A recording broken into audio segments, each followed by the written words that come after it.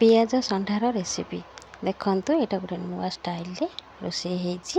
ଏହାକୁ ଆମେ ରୁଟି ଏବଂ ଭାତ ସହିତ ମଧ୍ୟ ଖାଇପାରିବା। ତେବେ ଚାଲନ୍ତୁ ଏହି ରେସିପିଟି ଷ୍ଟାର୍ଟ କରିବା।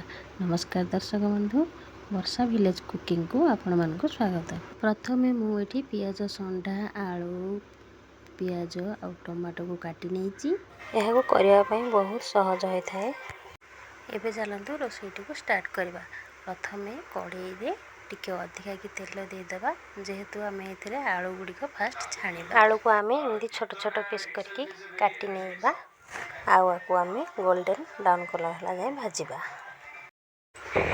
ଏବେ ଦେଖନ୍ତୁ ଏଇଟା ଆମର ବ୍ରାଉନ୍ କଲର୍ ପୁରା ହେଇଗଲାଣି। ଏବେ ତାକୁ ଆମେ କାଢ଼ି ନେବା। ଏମିତି ସବୁ ଗୁଡ଼ିକ କାଢ଼ି ନେବା। ମୁଁ ଏଠି ସବୁ ଆଳୁ କାଢ଼ିକି ନେଇଯାଇଛି। ପୁଣି ସେଇ କଢ଼େଇରେ ଆଉ ଟିକେ ତେଲ ଦେଇକି ପକେଇଲି ଜିରା, ଗୋଟେ ଲଙ୍କାକୁ କାଟିକି ଏମିତି ପକେଇଦେବା କଟ୍ ଲଗେଇକି। ତାପରେ ପିଆଜ ପକେଇକି ଭାଜିବା। ଏଥିରେ ବେଶୀ ସମୟ ପିଆଜକୁ ଭାଜିବାନି। ଏବେ ଟମାଟୋକୁ ପକେଇଦେବା।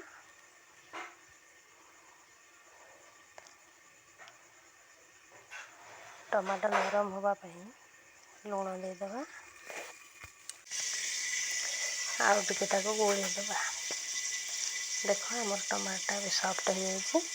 ଏବେ ଆମେ এই ଷ୍ଟେଜରେ ପିଆଜ ଷଣ୍ଢାକୁ ପକାଇ ନେବା।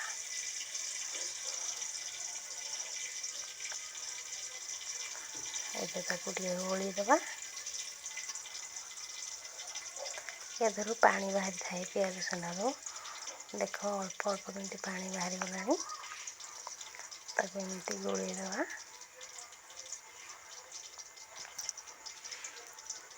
ଏବେ ସବୁ ମସଲା ଗୁଣ୍ଡ ଆମେ ଆଡ଼୍ କରିବା। ପ୍ରଥମେ ମୁଁ ଏଠି ଦେଲି ଲଙ୍କା ଗୁଣ୍ଡ,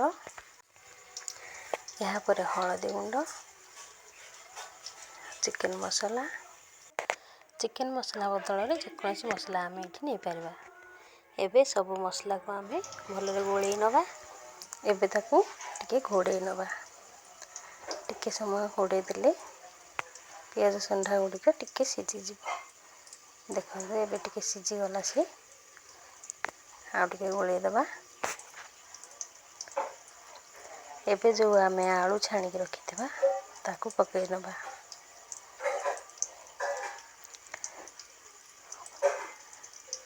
ତାକୁ ଭଲ ଭାବରେ ଗୋଳେଇ ଦେବା।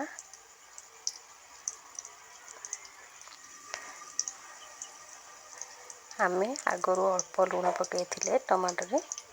ଏବେ ସ୍ୱାଦ ଅନୁସାରେ ଆମେ ଲୁଣ ଦେବା। ମୋ ରୋଷେଇ ଗୁଡ଼ିକ ଯଦି ଭଲ ଲାଗିଥାଏ ତାହେଲେ ଲାଇକ୍ ନିହାତି କରିବେ। ଆଉ କେଉଁ କେଉଁ ଜାଗାରୁ ଆପଣମାନେ ସବୁ ଦେଖୁଛନ୍ତି ମୋତେ କମେଣ୍ଟରେ ଜଣାଇବେ, ଯାହାଫଳରେ ମୁଁ ଆପଣମାନଙ୍କୁ ଧନ୍ୟବାଦ ଦେଇପାରିବି। ଏବେ ଲୁଣକୁ ଚାରିପଟୁ ଗୋଳେଇ ନେବା। ତାପରେ ଆମେ 2 ମିନିଟ୍ ପାଇଁ ତାକୁ ଆଉ ଟିକେ ଘୋଡ଼େଇ ନେବା। ଏବେ ତ 2 ମିନିଟ୍ ହେଇଗଲାଣି। ଚାଲନ୍ତୁ ଦେଖିବା। ଦେଖ ଏଇଟା ଆମର ଏବେ ହେଇଗଲା, ରେଡ଼ି ହେଇଗଲା। ଏବେ ତାକୁ ଆମେ ପ୍ଲେଟ୍ରେ ବାଢ଼ି ନେବା। ଏବେ ଦେଖନ୍ତୁ ହେଇଗଲା ଆମର ଟେଷ୍ଟି ପିଆଜ ଷଣ୍ଢା ଆଳୁର ରେସିପି। କେମିତି ହେଇଛି ନିହାତି କମେଣ୍ଟରେ ମୋତେ ଜଣାଇବେ। ରହିଲି। ଜୟ ଜଗନ୍ନାଥ।